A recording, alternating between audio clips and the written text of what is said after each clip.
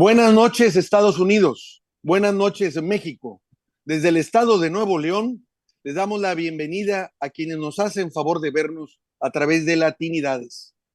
Desde Washington, D.C., hoy nos hace favor de acompañarnos una antropóloga médica y profesora visitante en el Departamento de Antropología y Cambio Social del Instituto de Estudios Íntegros de California.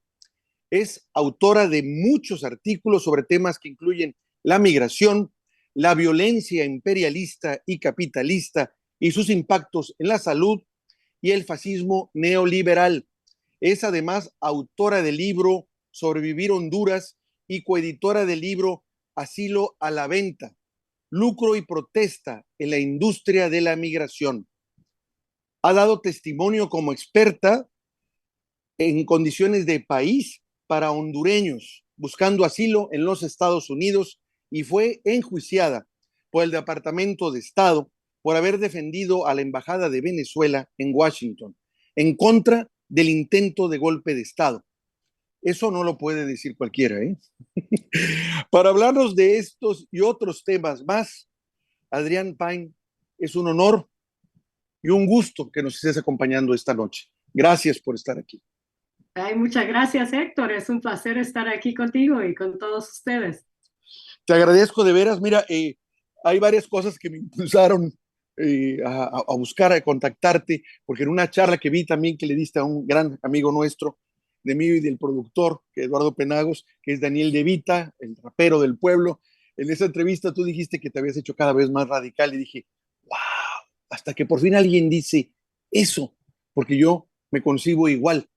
Conforme hemos podido hacer estas charlas que llevan para más de 350 y que en un principio las conceptuamos simplemente para romper el cerco informativo que hace la derecha a través de los medios hegemónicos que controla. Entonces, nos concebimos como una ventana para darle voz a todas las voces de izquierda, actores, protagonistas, activistas, políticos, lo que fueran de izquierda, y lo hemos hecho ya en 32 países. Y cada plática que hemos hecho, para mí es una cátedra. Y conforme voy avanzando y de viva voz escucho las vivencias de cada uno de los que nos han hecho el honor y el favor de acompañarnos, me han pasado experiencias muchísimas, desde reírme, a veces reírme ante el dramatismo grotesco que se está viviendo, o que me comentan, a veces hasta he llorado, porque me ha dolido mucho la situación que viven algunos a través de sus vivencias de sus pueblos, como en el caso de Palestina, te comento. Y por supuesto que me he hecho más radical. Ya no se puede esperar a que cambien las cosas, a ver si el otro concede el cambio que te está explotando a ti, a ver si en algún momento tiene conciencia como para decir, bueno, ya exploté demasiado, ya me retiro, porque eso la verdad nunca va a ocurrir. Nunca.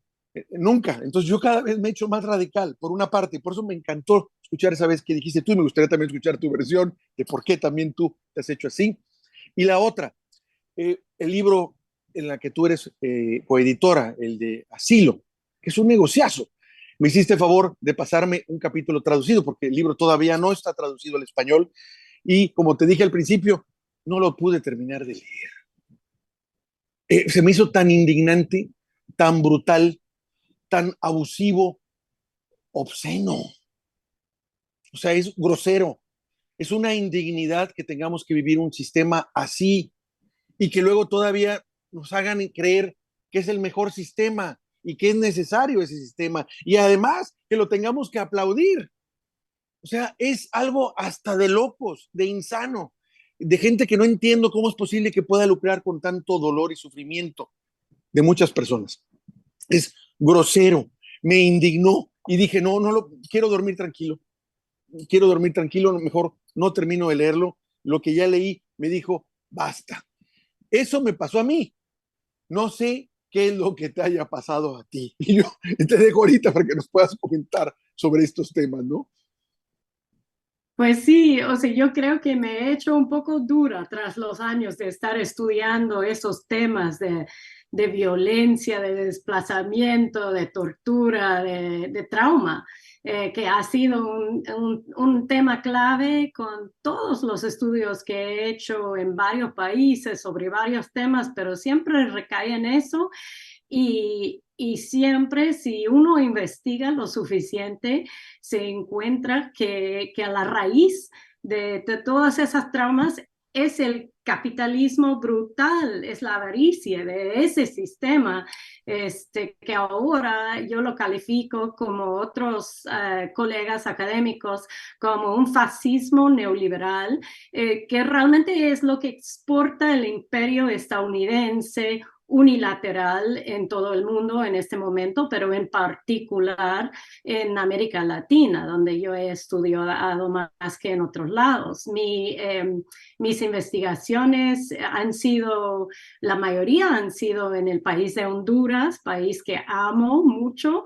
Es el libro Sobrevivir Honduras, se trata de ese estudio, pero efectivamente, o sea, el Convenio Internacional de Refugiados de hace mucho más de medio siglo, se concibe como una forma humanitaria de decir que nosotros, los pueblos civilizados del mundo, vamos a recibir los refugiados de las guerras, de lo que sea, ¿verdad? Y ahí está siempre debajo, o sea, ni siquiera residuos, o sea, la actualización del colonialismo que supone que los países que saben respetar a los derechos humanos son los países como Estados Unidos, ¿verdad? Que exportamos tanta democracia, y los países que no lo saben hacer son los países supuestamente llamados tercermundistas, o ahora se dice del sur, pero en realidad son los países que han sido brutalmente colonizados, explotados, ocupados militarmente, golpeados o sancionados por los Estados Unidos. Y por tanto, eso produce un flujo migratorio de gente que preferiría en su gran mayoría ejercer el derecho de mantenerse en sus comunidades, de no migrar. Pero le hemos quitado ese derecho desde los Estados Unidos, y igual en Europa, o sea, los países afiliados de los Estados Unidos, de la OTAN, han hecho cosas parecidas en sus colonias actuales y antiguas. Así que hay gente que está sufriendo de ese capitalismo extractivista brutal, y se ve con la necesidad de huirse generalmente hacia los mismos países que provocaron su sufrimiento desde un inicio. O sea que hay un capitalismo, hay esa avaricia que desde el principio del cuento, pero luego cuando toman la decisión de salir, como leíste en la introducción, ¿qué es lo que hay? O sea, esa gente que en su mayoría, no todos, pero en su mayoría no tiene recursos económicos ni enlaces con gente importante que les puede ayudar en el proceso, etcétera. Se ven, o sea, se ve que hay mucha gente que se lucra de que huyan del mismo capitalismo, de la política exterior de Estados Unidos. Hay los coyotes, hay todas las ONGs que se dedican a minimizar un poquito la violencia que puedan enfrentar a esa gente. Hay los narcos, o sea, los que secuestran, los que sacan dinero en México, por ejemplo, de esa gente, y luego mucho más allá que los coyotes y quienes puedan encontrar que los estafan en el camino, los de la migración mexicana, etcétera. Hay toda la industria de miles de millones de dólares de seguridad en la cual ha invertido el presidente Biden ahorita, que es en realidad es una inversión mucho mayor a la inversión que hizo Trump con su muro. El muro que tenemos ahora, electrónico, militarizado, que tiene su inicio muchos años atrás, pero que lo ha aumentado muchísimo Biden en la actualidad. es una fuente de lucro impensable para compañías militares, contractores, etcétera. Luego, al cruzar a los Estados Unidos, hay los centros de detención, en gran mayoría privatizadas, que ven un lucro otra vez de miles de millones de dólares anualmente, por encarcelar a esa gente que no ha cometido ningún crimen más allá que ejercer su derecho internacional de solicitar el asilo.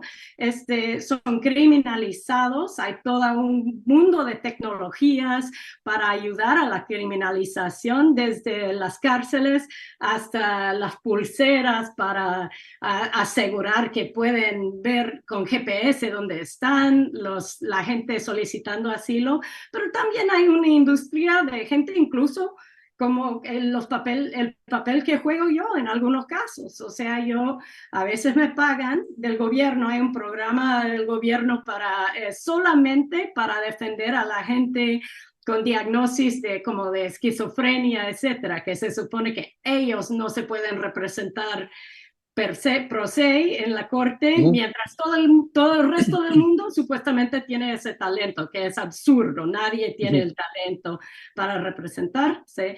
Entonces, o sea, el gobierno a veces me paga a mí para dar testimonio experta en estos casos. Sin ese tipo sin la palabra de supuestos expertos, porque el migrante mismo no se toma como experto en su mismo caso, aunque obviamente es el más experto de lo que haya vivido. Hay toda una industria, hay gente que se lucra de eso, hay abogados, etcétera. Entonces, pues se ve que es una industria capitalista, el asilo, y en el cual todo el mundo se está lucrando, pues menos el solicitante de asilo, que es víctima al final de las políticas exteriores de países capitalistas, imperialistas, extractivistas.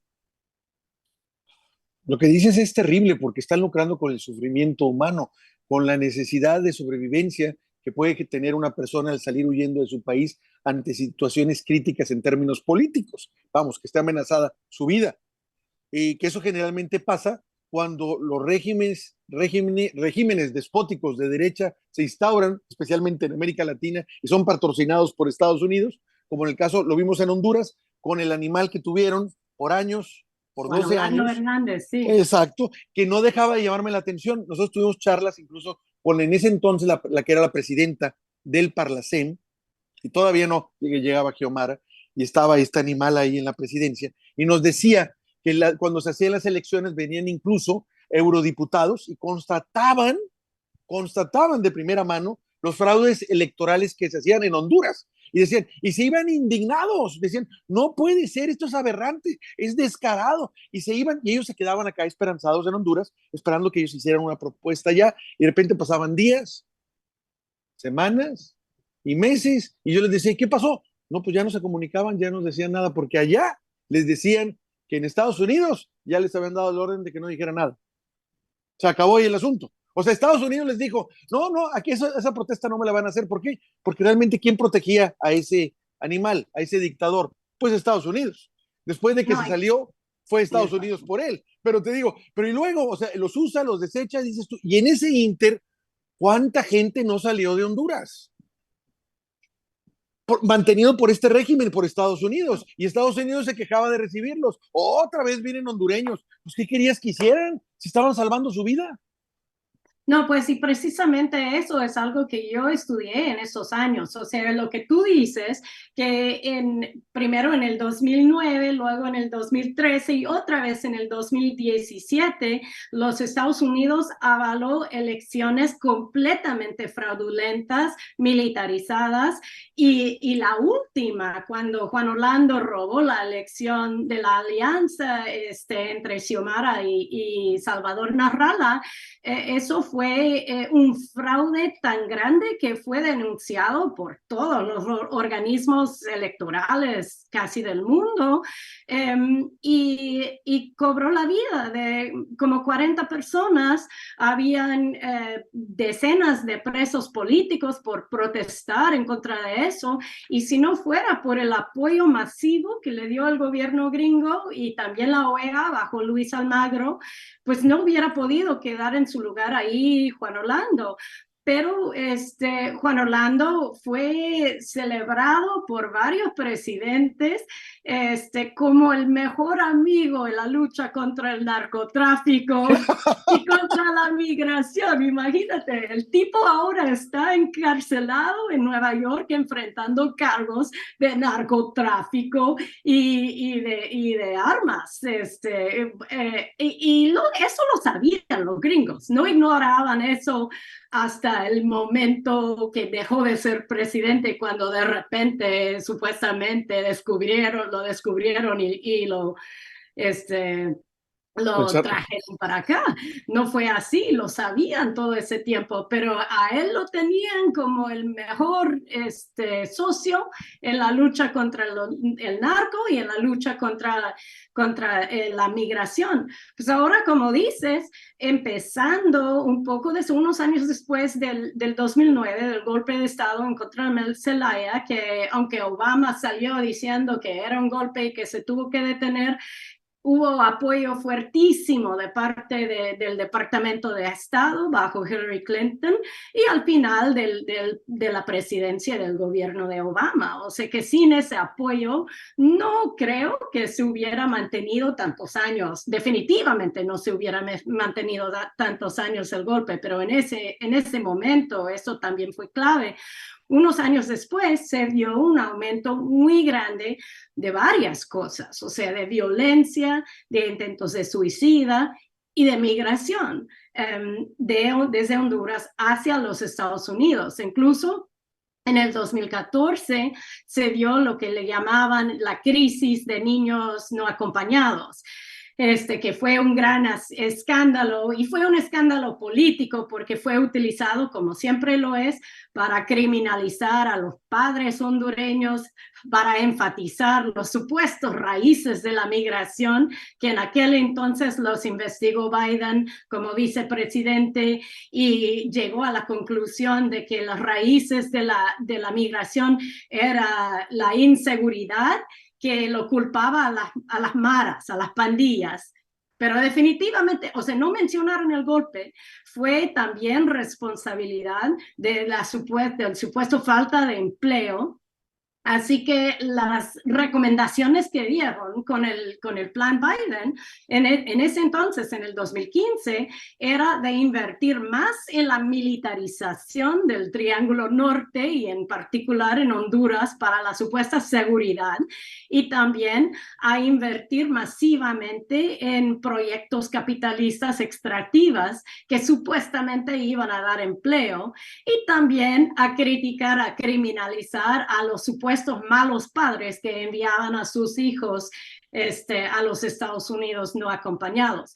Es absurdo porque lo que han hecho es reforzar las mismas lógicas que son la culpa de la migración desde un principio. Y ahora con Kamala Harris, ella como presidente, Biden le dio ella el mandato de hacer lo mismo que hizo él como vicepresidente, de ir a investigar cuáles son las causas fundamentales de la migración desde el Triángulo Norte hacia Estados Unidos y hacer un plan. Pues investigó, hizo el mismo plan. O sea, el plan es de buscar inversiones de miles de millones de dólares, y lo ha recaudado de compañías como la Pepsi, como otras grandes compañías, para esas supuestas inversiones, a cambio de cual están exigiendo que voten todas las leyes laborales, que ignoren todas las medidas para proteger el medio ambiente. O sea, todo lo que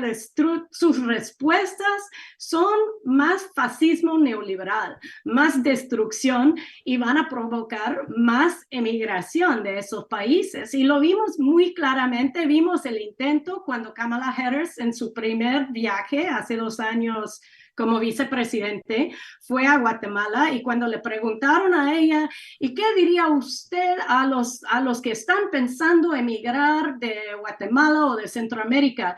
Y ella respondió muy claramente, no, no vengan.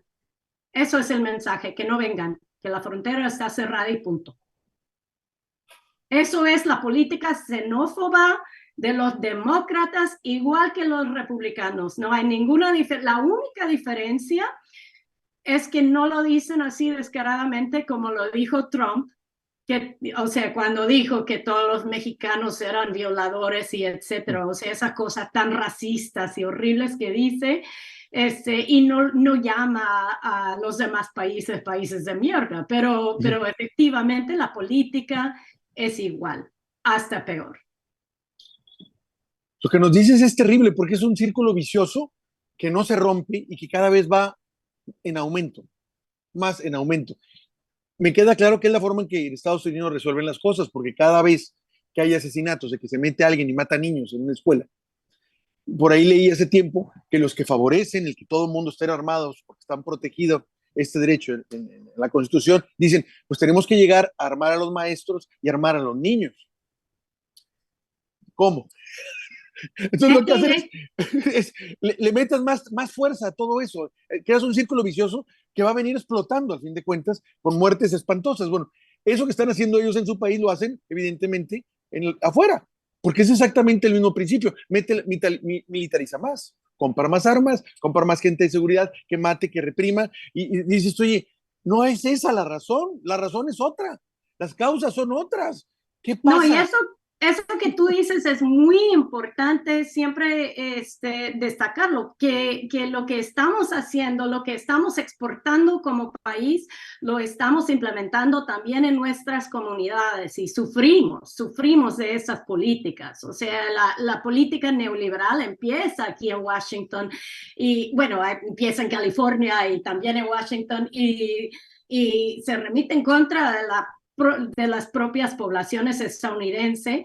Los mayores víctimas son los que siempre han sufrido más bajo una estructura de capitalismo racial en Estados Unidos. Si vemos, por ejemplo, el ejemplo de Flint, Michigan, donde se usurpó el derecho democrático del pueblo de Flint, porque se terminó el presupuesto, no tenían presupuesto porque era un pueblo pobre. El gobierno estatal impuso como un Alcalde. regidor municipal no electo. Ese regidor decidió ahorrar dinero cambiando el fuente de agua y por eso ahora hay toda una generación de niños envenenados de plomo, cosa que les afecta toda su vida, incluso hasta genéticamente afecta a las próximas poblaciones. O sea, es una cosa muy seria la enfermedad de la intoxicación de plomo y eso pasa, por supuesto, a una comunidad pobre y negra y no solo es ahí, esa misma política que es equivalente a un golpe de Estado a otro país está dañando exageradamente a los pueblos más vulnerables dentro de Estados Unidos, pero también nos daña a todos. O sea, lo que acabas de decir de la militarización en las escuelas y de nuestro amor excesivo a las armas. Yo tengo una hija que está terminando el 5º grado. Me consta que ella tiene trauma porque en su primera escuela ella tenían, ¿cómo se llama? Prácticas como casi semanalmente o mensualmente, donde tenían que fingir que estaba entrando un sujeto armado para matarlos todos y tenían que ponerse debajo de los escritorios y ver cómo escaparse de ese escenario. Imagínate tener como niño o niña de kinder, tener que imaginar esto tan seguido dentro de tu propia escuela donde deberías de estar aprendiendo, creciendo. Para ella llegó a ser un lugar de terror. O sea, y eso es un trauma que viven todos los niños en este país no solamente los que han estado dentro, los que han vivido esa violencia, sino que todos, cuando escuchan los medios que están hablando de otro asesinato, de otro masacre en una escuela, llegan llorando. Ella me llega llorando, que no quiere ir a la escuela, que tiene miedo que le van a matar. Eso va mucho más allá y es parte también de la militarización de la policía, por ejemplo. O sea, ven, me imagino que se escucha ahí en México y en otros países de los tantos asesinatos de hombres y mujeres negras y negros por la policía estadounidense, por tantos asesinatos de mujeres indígenas en ese país, tanto por policía como por otra gente racista. O sea, eso se facilita por la militarización de los cuerpos policíacas y por la sociedad en general. O sea, que no solamente estamos dañando a todo mundo, sino que nosotros mismos lo estamos sufriendo. Y pienso que haberlo dicho tú de esta forma es muy importante acordarlo, porque necesitamos nosotros solidarizarnos con toda la gente en el mundo que está sintiendo impactos estructuralmente parecidos de violencia neoliberal, fascista, imperialista de Estados Unidos. Sí, la verdad es terrible. Nuestro presidente Andrés Manuel López Obrador, cuando de antes de tomar la presidencia ya había puesto como plan de gobierno el que se diera trabajo a los lugares de origen y en condiciones obviamente dignas para evitar que la gente emigrara. Y en ese primer momento, sembrando vidas, se llamaba parte del asunto que era sembrar árboles que pudieran corregir el problema ecológico y que luego fueran árboles que dieran fruto y para que se pudiera generar una comunidad que pudiera comercializar ese tipo de cosas. El proyecto es mucho más grande de lo que estoy diciendo yo aquí, pero recuerdo que en ese entonces se reían y luego, conforme fue avanzando, él pedía la ayuda de Estados Unidos y Estados Unidos se hacían tontos y luego la ONU lo reconoció como un programa muy importante y luego dijo finalmente Estados Unidos que iban a entrar, porque le digo, es que no sé qué opines tú como experta en migración, pero creo que la propuesta que hizo nuestro presidente sobre la cuestión de migración, de atacarlo en los lugares de origen, creo que es uno de los principales puntales que se debe tomar en cuenta para corregir el problema. Hay más, obviamente, la inseguridad es otra. Aquí en mi país también padecemos inseguridad y mucha gente también se va por eso, pero cuando menos la gente se va por inseguridad y por cuestión de trabajo, porque no tiene forma de ganarse la vida de una manera digna. En México pues, tenemos todo el mundo tiene un conocido que se fue, son millones de mexicanos allá. Yo siempre pensé que eran 13 millones porque eran las cifras. Recientemente hablamos con el cónsul mexicano de Denver y que nos dijo, no, Héctor, se calcula que son 40 millones. Digo, 40 millones, wow, es muchísimo, muchísima gente. Y bueno, todos se fueron por necesidad, no por gusto. Esa es la cuestión. ¿Tú qué Sí. opinas? ¿Qué opinas de esta propuesta de ir a los lugares donde hay inmigración y ofrecer que tengan condiciones de trabajo dignas, sobre todo Pues facilidades de mira, trabajo?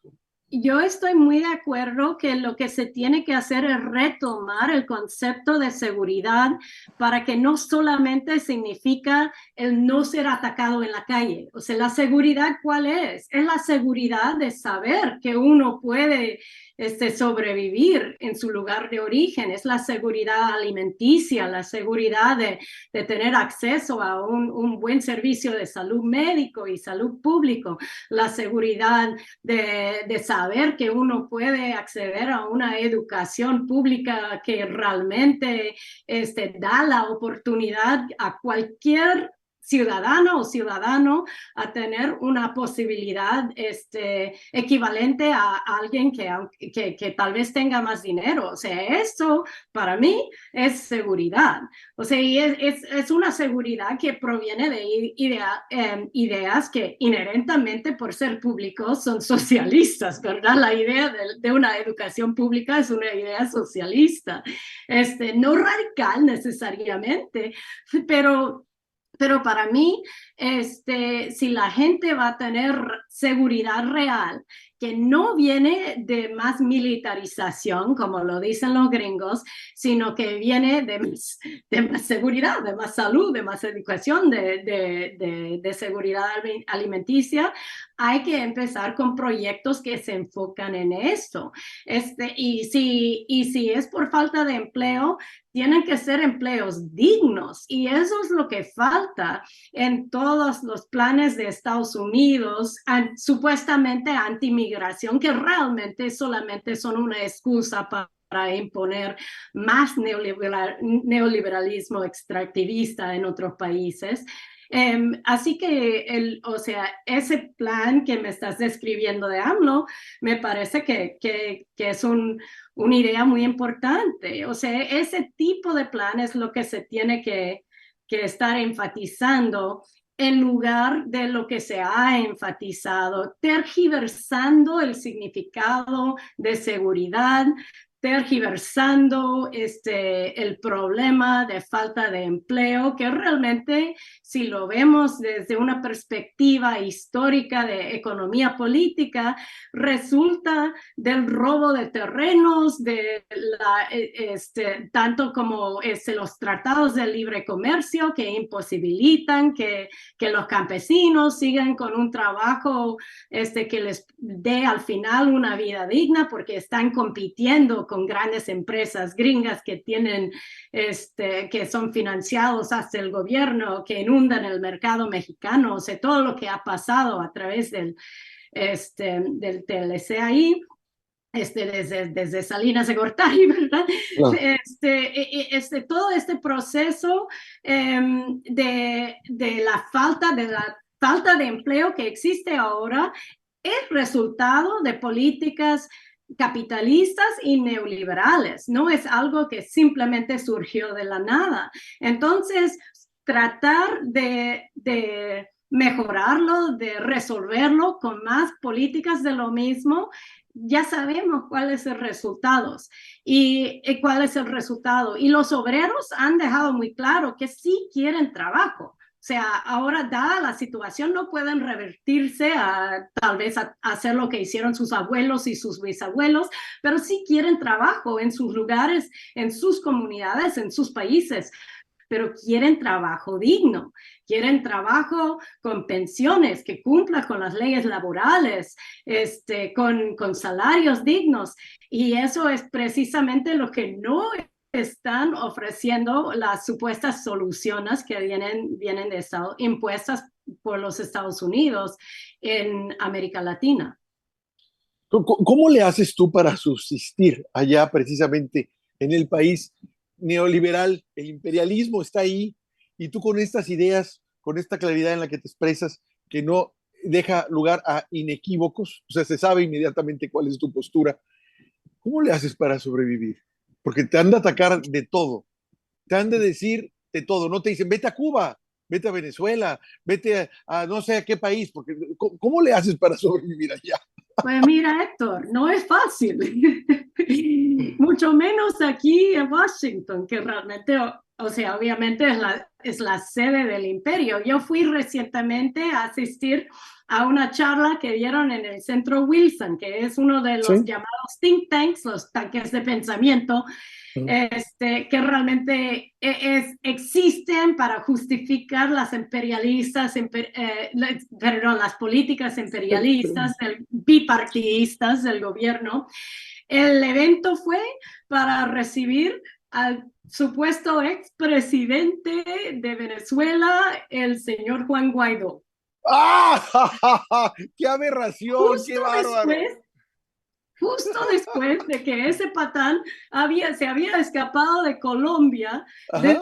tras haber cruzado ilegalmente la frontera venezolana-colombiana para ir a una conferencia en la cual no había estado invitado y fue Sí, que expulsado usado. inmediatamente por Ajá, sí. la oposición legítima venezolana, la oposición que está constituido por varios partidos que están en oposición al gobierno de Maduro, Ujú. y fue una cosa que organizó Petro y que está de acuerdo, incluso los del PSUV, que tengan esas conversaciones para que haya una reconciliación nacional después de todo el intento de golpe de los últimos años de Estados Unidos.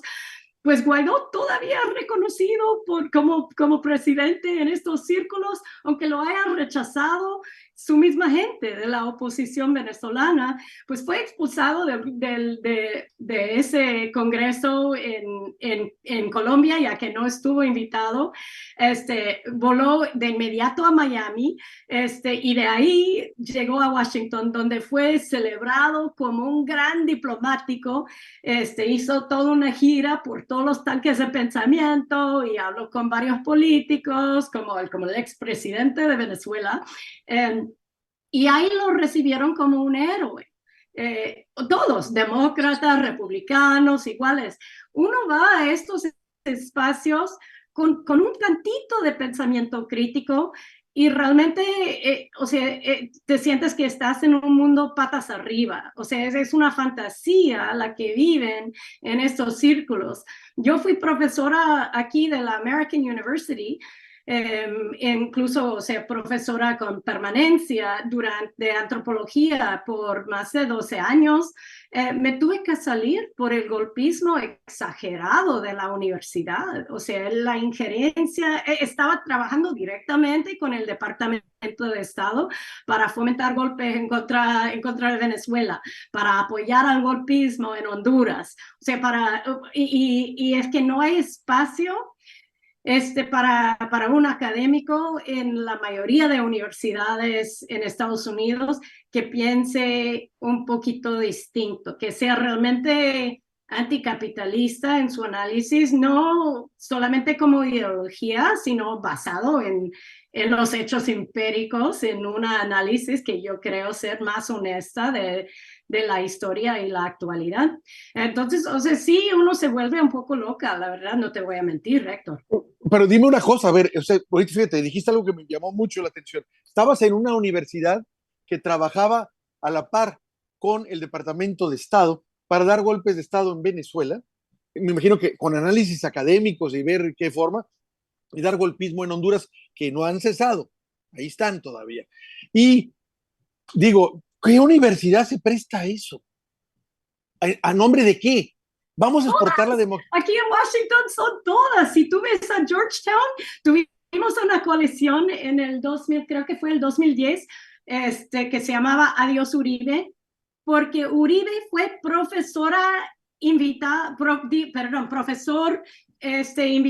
a Georgetown, formó parte del Centro de Estudios Latinoamericanos de Georgetown. O sea, eso es la clase de gente que invitan y es descarado, no tienen pelos en la lengua para decir lo que están haciendo y más bien se enorgullecen de tener esa influencia en la política de Estados Unidos, gubernamental, de esta supuesta gran democracia que gozamos aquí en este país. O sea, realmente es casi impensable, pero es lo que yo vi y veo todos los días en esta ciudad. Es absurdo. Ahora, dijimos al principio y dijimos, esto no es cualquier cosa.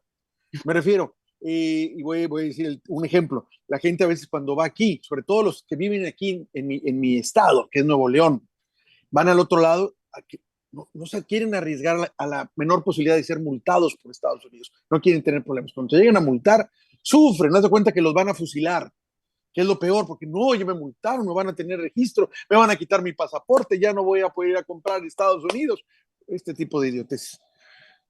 Pero tú te enfrentaste la némesis, al enemigo prácticamente de todos los pueblos que quieren ser libres y soberanos de América Latina y del mundo, que es el Departamento de Estado, que como me dijo en un momento dado una gran jurista de Venezuela, me dijo, el Departamento de Estado es el que está detrás de todo, me dice, pero y detrás del golpe de Estado están las grandes empresas. Cuando me lo dijo así, tan brutal, yo dije, no, yo creo que no está, yo creo que ya se pasó. El que estaba equivocado soy yo. Conforme veo que pasan las cosas, me doy cuenta que es verdad. Las guerras las inician las empresas que le dicen al Departamento de Estado, quiero el petróleo de tal lado, quiero ese mercado, y entonces este departamento no importa si el gobierno sea republicano o demócrata, actúa en base a eso. Y el gobierno que está en turno se somete. Tú te enfrentaste a eso, a una demanda. ¿Por qué? Platícanos, ¿cómo es que estás así tan, digamos, tan tranquila? Te enfrentaste al monstruo. Pues solo antes de que conteste esta pregunta, déjame darte otro ejemplo, porque no sé si lo escucharon ahí en México, pero cuando el golpe de Estado en Bolivia reciente ¿Sí? fue financiado en parte por Elon Musk, el ahora dueño de Twitter, que Sí, también es dueño de la compañía Tesla, y sí. alguien lo acusó en Twitter y él respondió o sea, que lo había hecho por el litio que tienen ahí, y él dijo, pues vamos a golpear a quien querramos. Pues mira, aquí a esa cucaracha ya la tenemos aquí. Aquí precisamente en Nuevo León va a construir una megaplanta gigantesca No me y aquí están sorprende. felices los derechangos de aquí, que son realmente lacayos del imperio, que tienen un chip en la que son mexicanitos, pero realmente obedecen al imperio y su única ambición es parecerse a Texas, ni siquiera Boston, digamos, o un estado más cosmopolita, sino Texas, ¿ok? Están felices por eso, pero yo sé que ese señor se puso aquí para poner la planta fregada al litio que tiene México, porque sabe que se va a apoderar de él tarde o temprano. ¿Cómo? Cambia la legislación sobornando a la bola de rateros que tenemos y vendepatrias de diputados y senadores para cambiar la legislación. Les va a decir, te pago tus campañas o cuánto quieres, cámbiame la legislación y yo me quedo con el litio. Él lo sabe. Y aquí, bravo, bravo. Bueno, ya se fue el paréntesis duro que estoy mencionando. Continúa, No, por favor. y te tengo que decir que por muy horrible y asqueroso y fascista que sean tipos como él y Trump, en algo los aprecio porque dicen sin pelos en la lengua precisamente lo que quieren decir. Dicen que odian a los mexicanos, dicen que quieren dar golpes.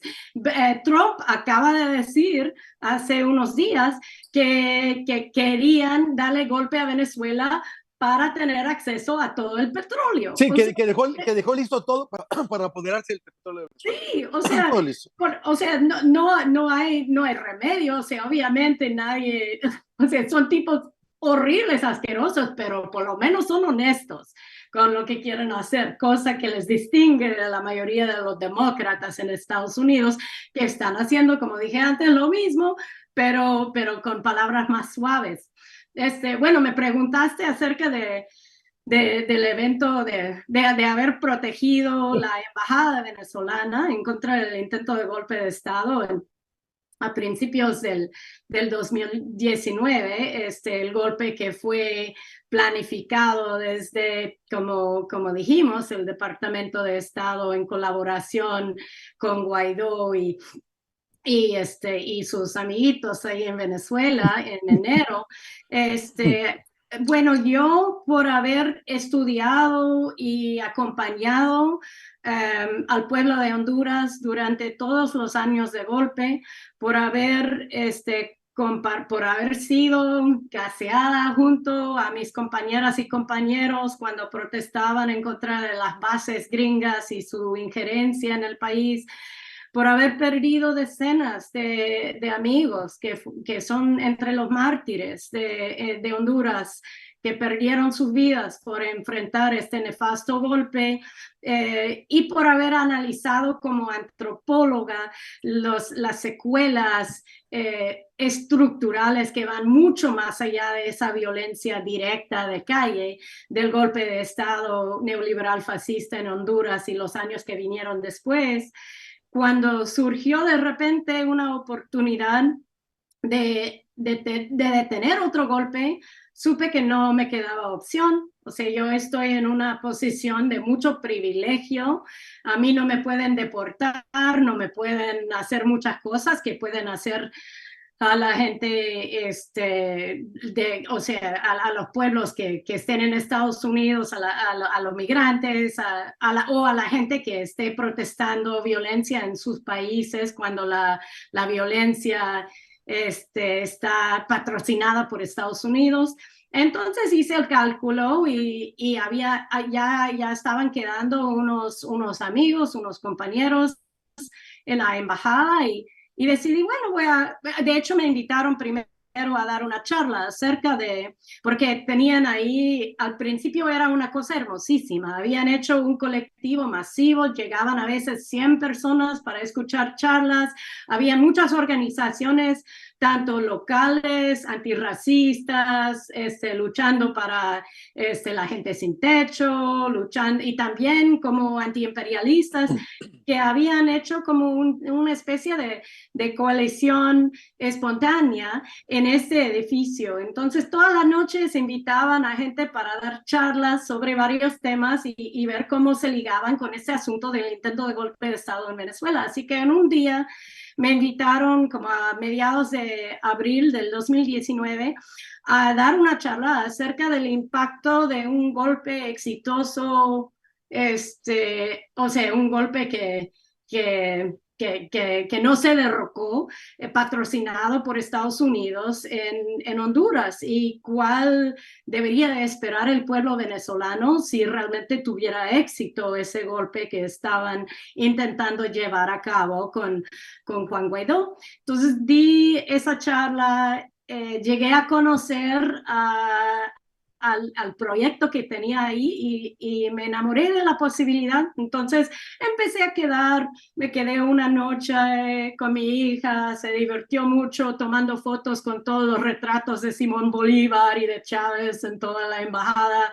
Y luego estaba ahí justo, creo que era el 29 o 30 de abril, cuando hizo el intento, los Estados Unidos, el Departamento de Estado intentó organizar un golpe militar en Venezuela, que fracasó rotundamente porque el supuesto general golpista era leal al gobierno democráticamente electo de Venezuela. Entonces fracasó, pero tuvieron un plan con todos la gente de la oposición de extrema derecha en la diáspora para tomar todas las embajadas para terminar con el golpe de Estado en Venezuela. Así que en ese momento nos acercaron, eran extremadamente violentos, racistas, misógenos, nos amenazaban con violación. A la compañera periodista Lina Duarte, que estuvo ahí, la mexicana que estuvo ahí en ese momento, le dijeron cosas horriblemente racistas, o sea, la agredieron. A varios compañeros que estaban afuera los agredieron, intentaron asegurar, bueno, o sea, efectivamente aseguraron que nadie pudiera volver a entrar, y en ese momento pues era que o salíamos o nos quedábamos, pero si salíamos no podíamos volver. Entonces yo tomé la decisión de de quedarte. quedarme. Nos quedábamos con poca comida, supimos que iban a hacer todo lo mismo que hacen con las medidas coercitivas unilaterales en contra de los pueblos que exigen soberanía contra los Estados Unidos, que es atacar los sistemas eléctricos, atacar el agua, o sea, intentar hacer que el pueblo sufra tanto que culpa al gobierno. Todas esas tácticas las utilizaron en contra de nosotros también. O sea, nos quitaron la luz, nos quitaron el agua. O sea, pero es que lo que te quería decir ahorita en todo el tiempo que nos has estado comentando, desde el principio que supiste el evento, todo lo que había, las festividades, los encuentros, ¿cuándo se supo eso? Yo no vi en ningún medio que publicaran eso. Aquí nunca se vio eso. Ese tipo de apoyos que estaban teniendo allá, ¿en dónde salió publicado? O sea, me refiero, ningún medio aquí yo lo vi, o algún medio estadounidense. Digo, lo que me queda claro es que la derecha se hace, como decimos en México, se hace pendeja y voltea para otro lado todo el tiempo, ¿eh? Nomás voltea a ver lo que le conviene, porque ese tipo de cosas, ¿dónde está reseñado? Pues en ¿Dónde? Estados Unidos no estuvo en ningún ¡Ah! medio de ¡Ah! los medios normales. ¡Viva, En viva la América libertad! Latina, en ¡Viva la América libertad de Latina expresión! sí tuvo cobertura con Telesur y algunos ¡Ah! otros medios de izquierda, pero obviamente en los medios liberales, corporativos de derecha, no tuvo No, cobertura. no existió ni los ataques ni que les cortaran luz en el mismo Estados Unidos, eso es lo que me estás comentando. O sea, eso es grotesco. Eso Pues es eso no decir, fue lo peor. Eso no fue lo peor. Lo peor fue que confabulaban los de la oposición, tenían un financiamiento enorme. Ellos contrataban a los hoteles cercanos y les daban de comer a toda la policía que estaba ahí. Los tenían en sus bolsillos. O sea, estaban confabulando con ellos para atacar, o sea, para atacarnos y para atacar a nuestros colegas que estaban ahí afuera apoyándonos. Entonces todos los días habían como dos grupos, estaban los que estaban en contra del golpe y los que estaban a su favor. Y bueno, o sea, era una cosa realmente absurda. Otra vez te digo, o sea, y esa gente de la oposición venezolana era una combinación, no solo era venezolana, era fascismo panamericano, o sea, eran cubanos de Miami, había nicaragüenses de la ultraderecha, todos ahí unidos con táctica o sea, gente, ¿te imaginas? O sea, si fueran gringos, nadie los soportaría porque es gente que apoyaba a Trump, es gente que, o sea, que eran supremacistas blancas, pero en este contexto, tergiversaban todo, nos llamaban a nosotros imperialistas por estar en su embajada, supuestamente, cuando éramos invitados por el mismo pueblo venezolano de estar ahí, nos llamaban racistas, cuando ellos estaban diciendo cosas que ni voy a repetir jamás acerca de nuestros camaradas negras, de nuestras camaradas indígenas, y menos blancos que ellos. O sea, era ese mismo lo absurdo que se ve todos los días en Washington, pero más exagerado todavía. Y cada vez que alguien de nuestro lado intentaba, por ejemplo, a veces intentaban tirarnos pasta de dientes por la ventana, ¿verdad? Hace cuenta. Fueron aquellos, los atacaban. O sea, al tipo que era en aquel entonces el presidente de una organización nacional muy importante que se llama Veteranos por la Paz, Jerry Condon, es es el nombre que tiene doble sentido en español, pero en inglés. Él tenía en ese momento como 70 años, lo atacaron brutalmente, estaba sangrando en su cara. Oh.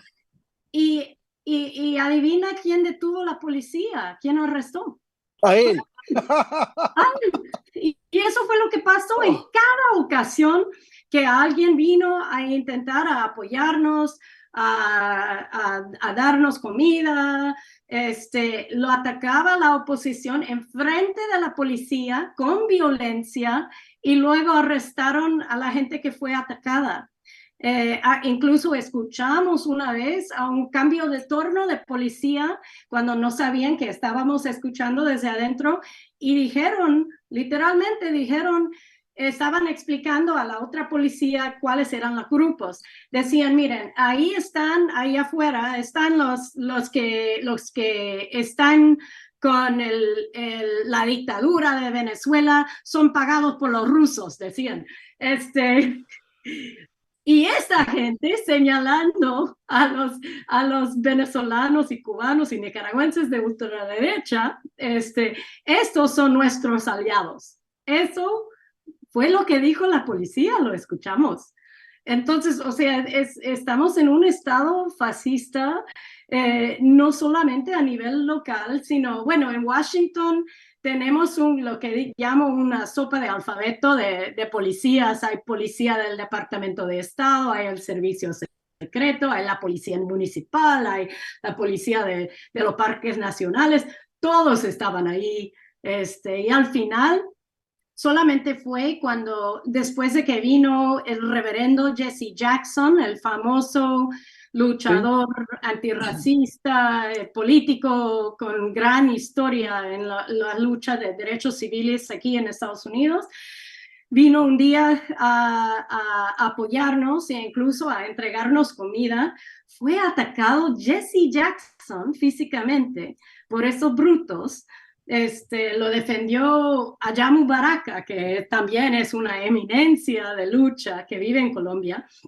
Eh, con eso sí empezó a filtrar en los medios masivos, porque ya es un señor famoso, ya prestando su apoyo, ya era otra cosa.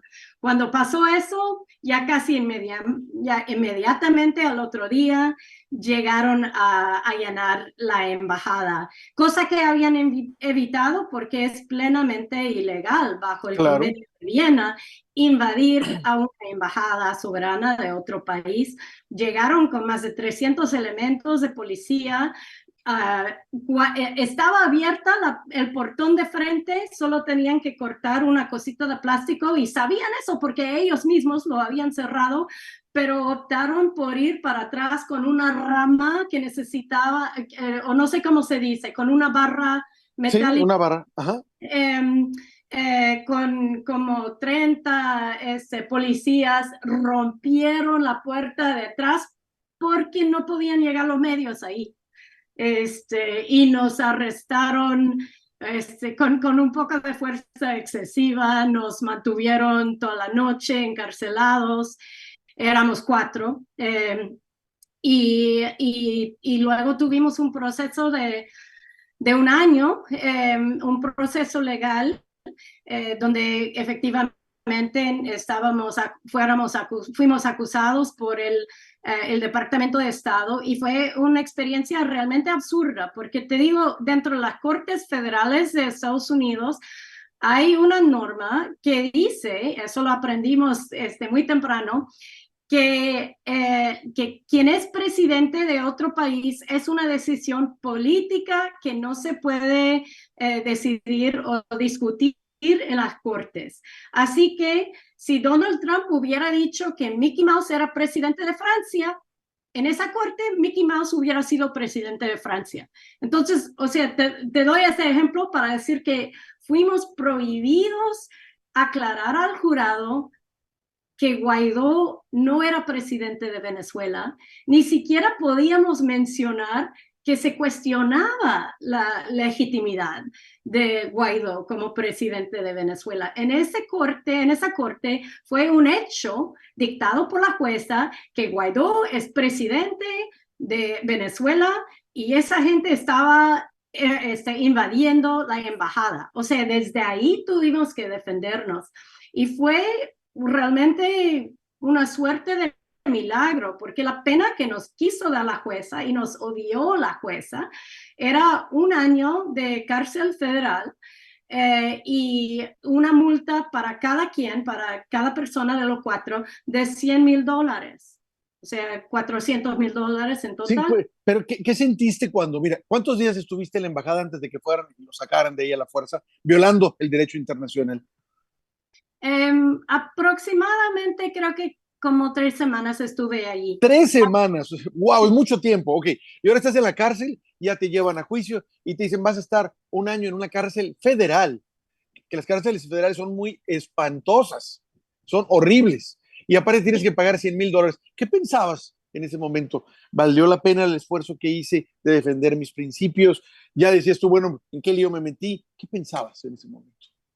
No, yo en ningún momento dudé de lo que estaba haciendo. Te cuento como de una forma, pues, en lo más personal, lo que dolía era que yo soy madre soltera y mi hija en aquel momento habrá tenido 8 años. Y para ella eso fue muy duro, o sea, la posibilidad de perder a su madre. Y yo tenía obviamente un plan con familia que iba a quedar con ellos, pero en un país que no tiene ni una gota de revolucionarismo ni solidaridad, que no tiene una historia de sacrificio materno, paterno para una causa mayor, era difícil manejar esto porque me acusaban pues de mala madre, ¿verdad? Cosa que se escucha mucho como madre soltera y vi sufrir a mi hija.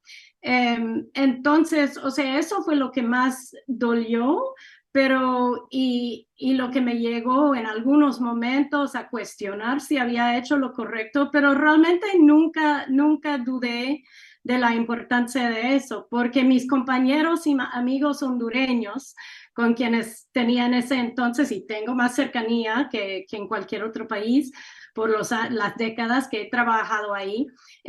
Uno de mis mejores amigos, Edwin Espinal, estuvo preso 19 meses en situaciones bárbaras por haber protestado en contra del robo electoral del 2017. Por ejemplo, tenía muchos amigos que habían dado hasta la vida por defender al derecho de soberanía en Honduras en contra del golpe de Estado apoyado por Estados Unidos y las dictaduras que seguían.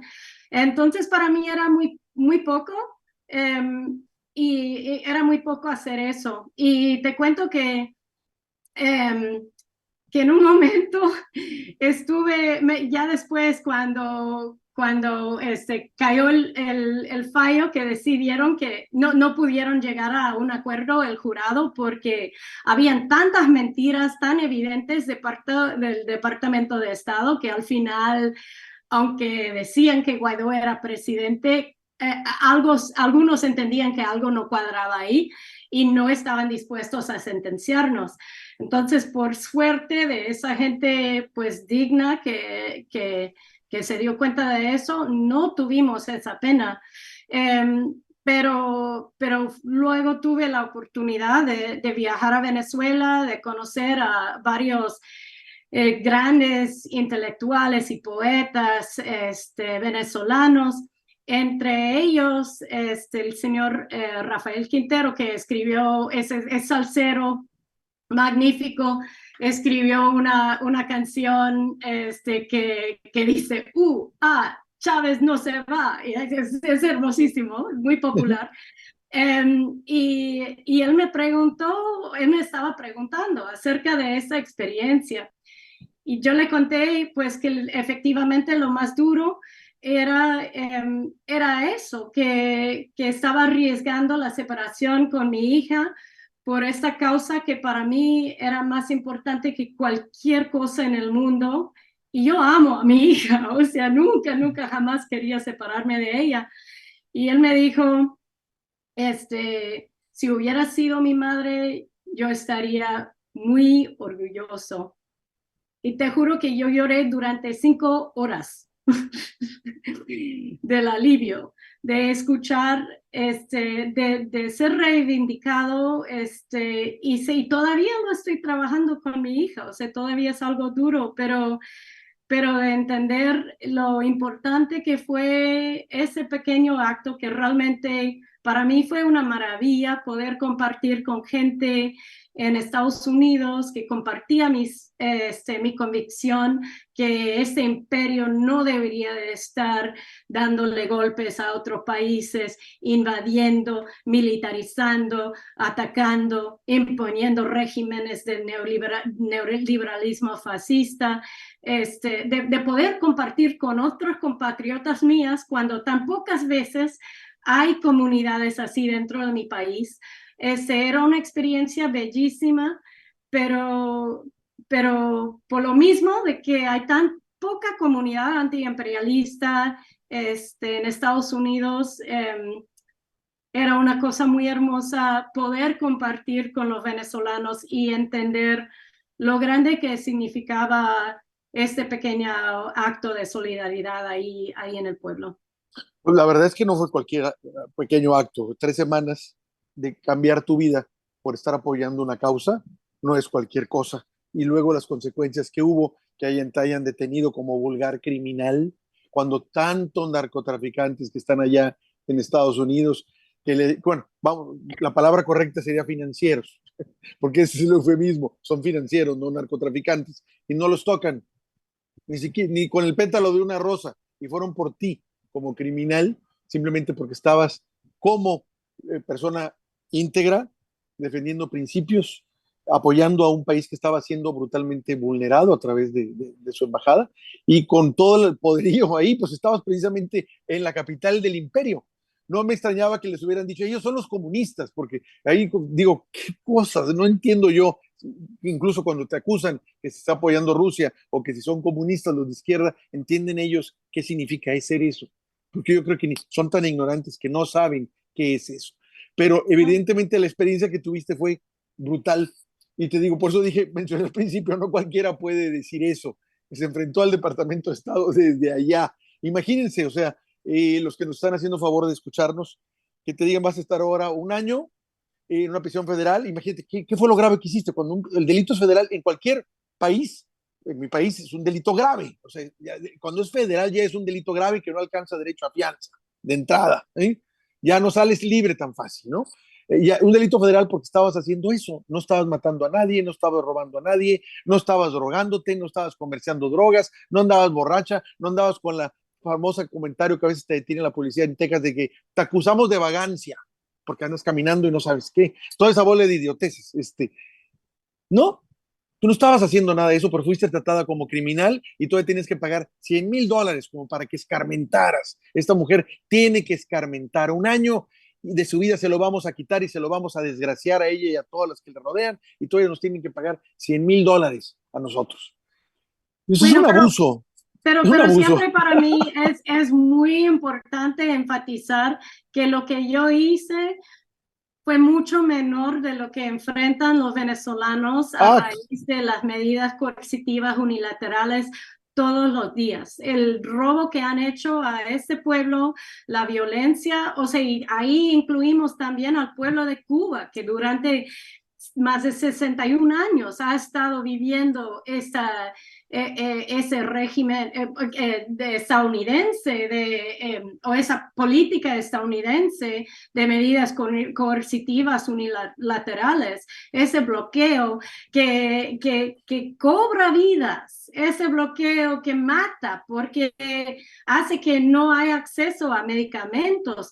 Cuando la pandemia Cuba, científicos cubanos inventaron 5 vacunas en contra del COVID, sí, pero los ni mi Estados país, Unidos ni mi negó la país. importación, no les permitió importar jeringas para inyectar la población.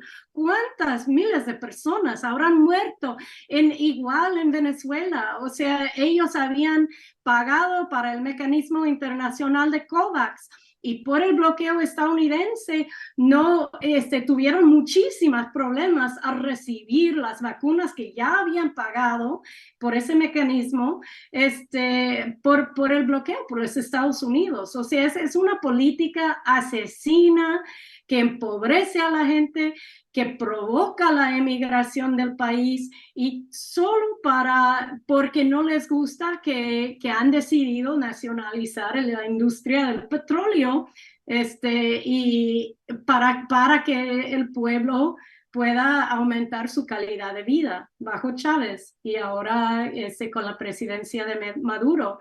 Entonces, lo que yo tuve el privilegio de hacer por solidarizarme con el pueblo venezolano y con la soberanía de todos los países que están atacados por los Estados Unidos, en serio siento que fue muy poco, aún con la amenaza de un año de cárcel, porque tengo amigos míos que han sacrificado muchísimo más y son quienes me inspiran a seguir solidarizándome. Entonces, o sea que me incomoda mucho hacerme como héroe cuando realmente yo no soy la víctima de esto. Yo me No, solidaricé, no, pero nos hay queda que claro eso. No, enfocarnos siempre en la lucha tan valiente de las y los venezolanos, de las y los cubanos y de de los mexicanos, las y los mexicanos que están luchando en contra del imperialismo, en contra del capitalismo, de todos los que son de este hemisferio, los pueblos de la patria grande que están luchando en contra de ese imperialismo, ustedes son mis ídolos, la verdad.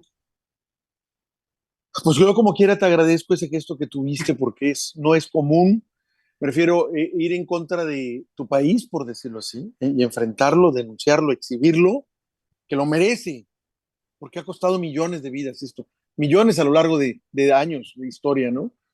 No es cualquier cosa y se agradece siempre ese gesto, de que haya un acto de conciencia de esa magnitud, de esa coherencia con principios del otro lado, ¿sí? De la misma forma que también se agradece cuando el gobierno sionista de Israel masacra a los palestinos y hay judíos que dicen, no, ese no es mi gobierno, yo no estoy de acuerdo con eso. Uno agradece ese tipo de gestos que por desgracia no son tan numerosos como deberían serlo, no son tan más, deberían ser más, pero sabemos que los hay y el que los haya da esperanza de que realmente este mundo puede cambiar. Mientras haya una luz de gente así, hay la posibilidad de que las cosas puedan ser diferentes.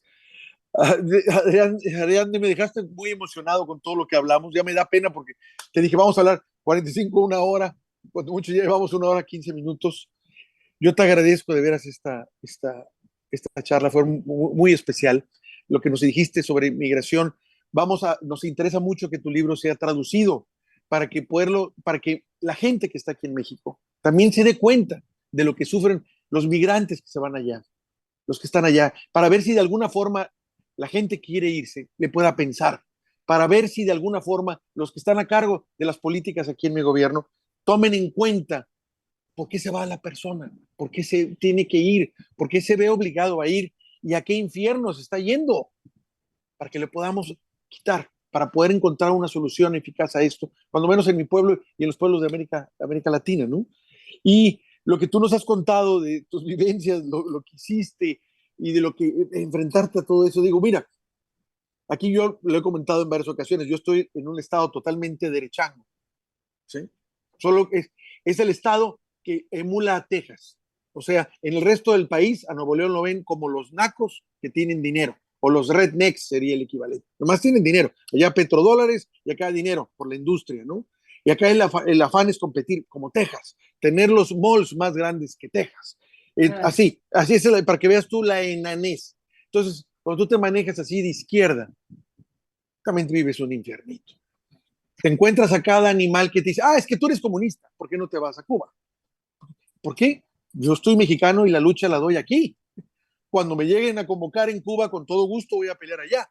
Así que sé que también, que si le pido una ayuda a un cubano, va a venir a pelear también conmigo. Pero yo la batalla la doy aquí porque esta es mi trinchera. Entonces no es tan fácil, por eso entiendo lo que estás pasando tú allá. Y si yo lo estoy viendo aquí con verdaderos esclavos del imperio, que padecen un colonialismo absurdamente grotesco, porque son gringos, aún, pero nacidos aquí, pero ellos se sienten gringos y constantemente ante las políticas que hace nuestro gobierno dicen, a los gringos no les va a gustar, ¿eh? No les va a gustar y mira lo que le van a hacer al presidente. Oye, baboso, ¿eres mexicano o qué? Es un vil traidor. Bueno, yo me encuentro eso todos los días. Por eso entiendo lo que tú enfrentaste también allá y me llega y lo valoro.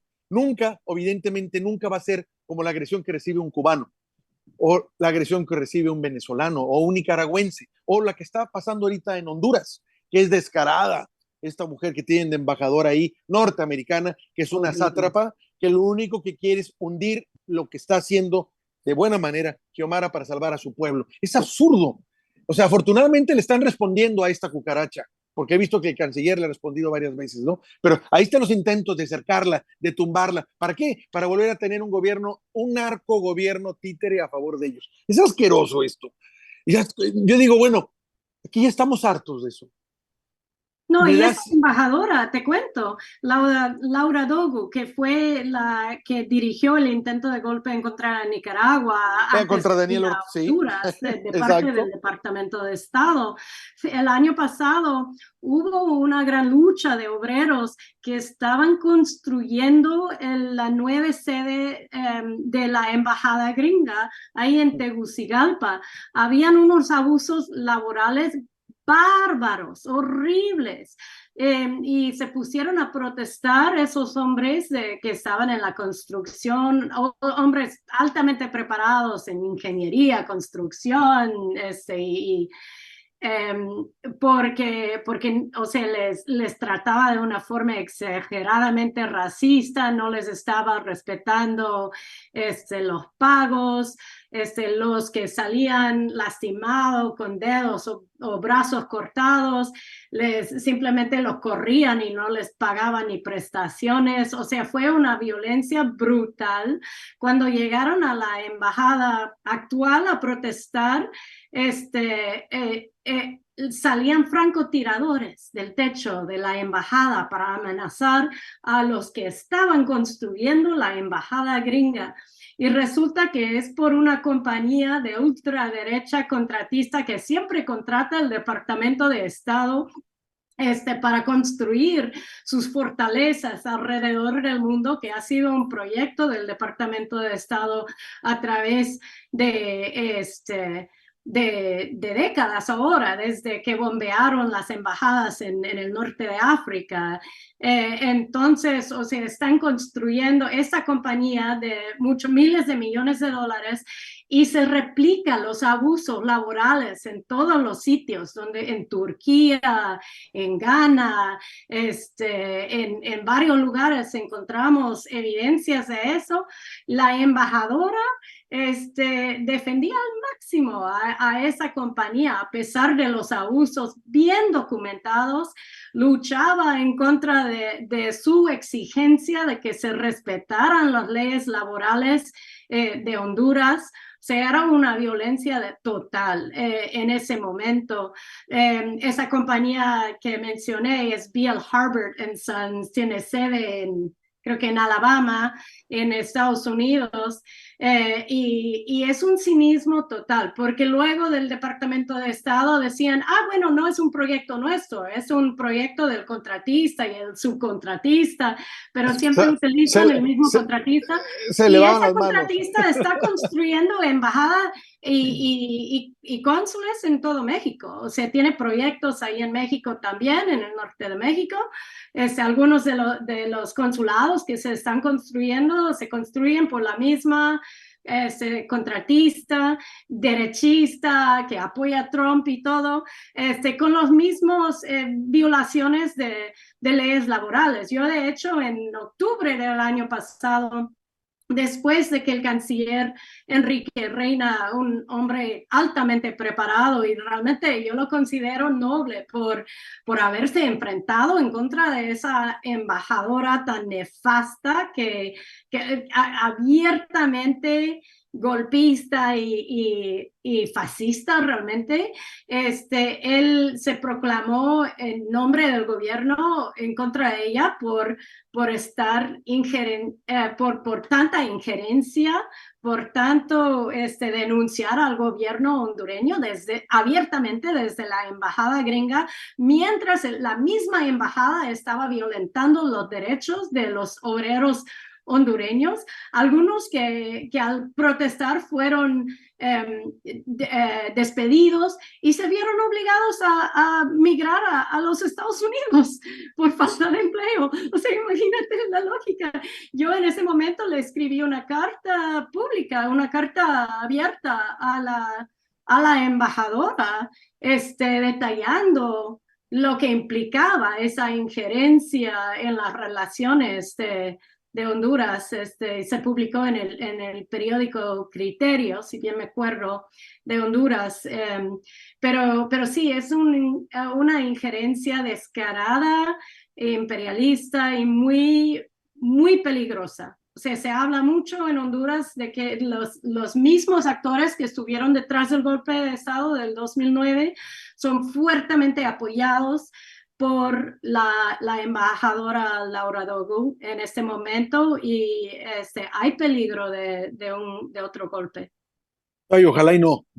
Espero que no la tengan tan fácil, porque ya viste No, pues también la resistencia ahora está más, o sea, tiene ya 15 años de experiencia. O sea, no había un movimiento en Honduras así unida, habían varios movimientos, habían organizaciones como COPIN, que lideró Berta Cáceres y que ahora su hija Berta Zúñiga está dirigiendo, como la OFRANE, que es organización de garífunas, liderada por la gran guerrera Miriam Miranda, y como los sindicatos con líderes como Carlos H. Reyes, que tienen luchas de décadas muy fuertes, pero con el golpe, el ataque en contra de la clase obrera fue brutal, mortal. Mataron a tantos obreros para desestabilizar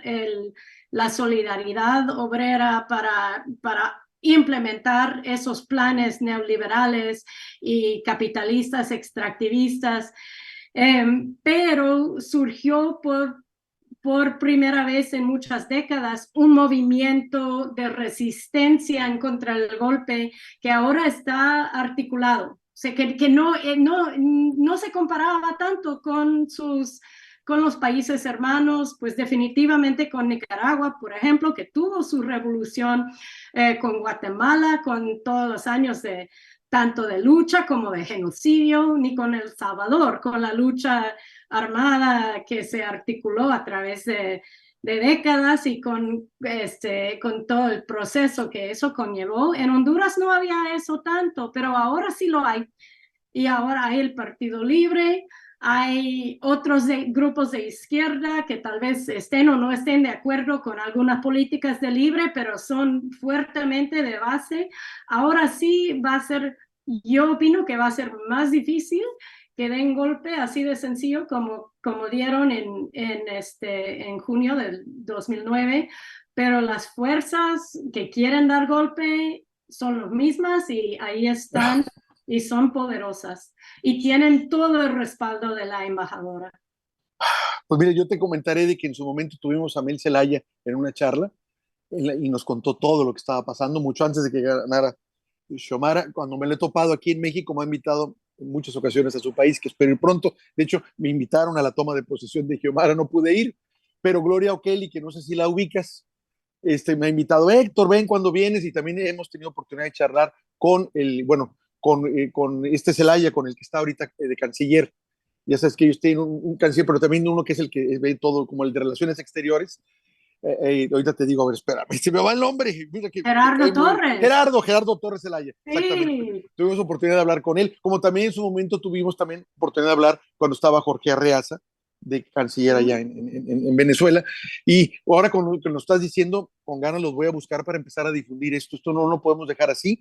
No quisiera que el apoyo que está dando el presidente Andrés Manuel López Obrador a Pedro Castillo sea en los términos en los que está ahorita Pedro Castillo, totalmente cooptado por una dictadura, encerrado injustamente.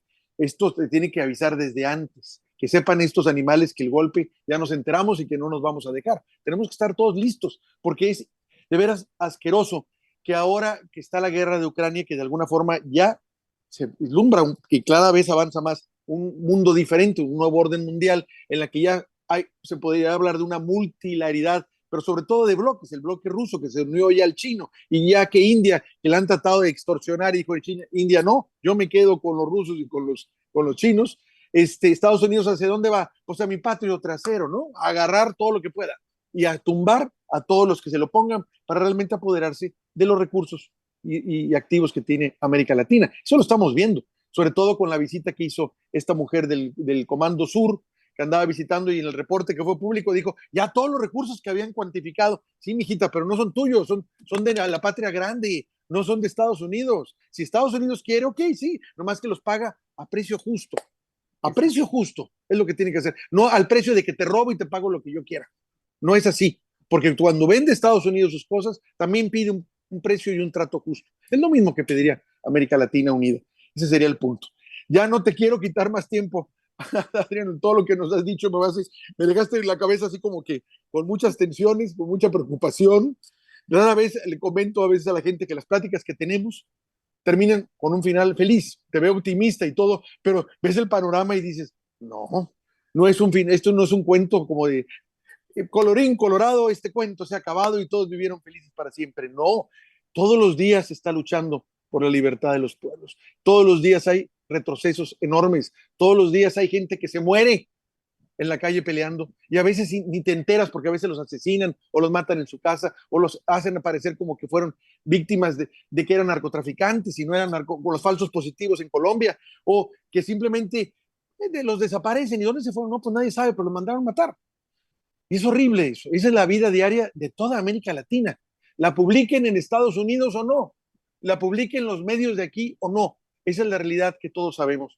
Me gustaría mucho dejar esta charla, las palabras últimas en tu boca, Adrián, que te despidas de nosotros. Y yo te diría, antes que nada, que te vamos a volver a molestar porque esta charla fue muy intensa, agradable y dura. Y esas son las valiosas. Pues yo la he disfrutado mucho, Héctor, y muchas gracias por invitarme. Yo, pues también, a pesar de todo lo que hemos dicho, yo me siento optimista. Yo siento que hay ese cambio, que ese cambio viene, que hay solidaridad, que ahora con la guerra de Ucrania, como has mencionado, y con todas las otras cosas tan horribles que está haciendo Estados Unidos en este momento, que ya el consenso que pudo haber existido dentro de algunos círculos internacionales que los Estados Unidos era una fuerza de paz en el mundo, ya se ha caído. O sea, los que todavía creían eso, ya se quitaron las vendas y se están hablando de que se quitan el estándar del dólar. La cumbre sudamericana de la semana antepasada, dieron de nuevo la bienvenida a Venezuela. Estaba hablando Lula de que Venezuela entrara en la coalición de Brasil, Rusia, India, China y Sudáfrica. Xiomara Castro fue a la China a restablecer relaciones. La semana pasada se reunió con Dilma Rousseff, que está en China como la presidenta del banco de esa coalición. O sea, vienen yo siento que hay posibilidades antiimperialistas en este momento que son muy prometedoras. Nunca deberíamos de subestimar el poder del imperio, del capitalismo, del neoliberalismo fascista, pero yo sí me siento optimista y hoy hablando contigo más, y te lo agradezco. Sé que hay mucha gente que, aunque estemos rodeados por fascistas donde vivamos, pero somos muchos los que nos damos cuenta de lo que tenemos que hacer en solidaridad como pueblos, luchando para un mejor futuro para nuestros pueblos y para el planeta entero. Pues, Adrián, te agradezco de veras esta charla, fue muy fuerte y muy agradable. Te mando un fuerte abrazo y espero volver a saber pronto de ti. No dudes que te vamos a convocar conforme vayan avanzando los acontecimientos y nos interesa mucho difundir tu libro en cuanto pueda. Te vamos a ver, vamos a quedar en apoyarte para poderlo traducir al español y difundirlo en toda América Latina, en toda América Latina. No es hablada, ya lo dije en público, para que esa sería la idea, para que quede ahí constancia. Pues muchísimas gracias. No, pues ya no te quito más tiempo, ya nos pasamos, ya vamos para más de pasamos de la hora y media y estamos en contacto. Gracias por todo, gracias. Que tengan muy buenas tardes allá en Washington, D.C. Gracias. Buenas tardes. Buenas tardes.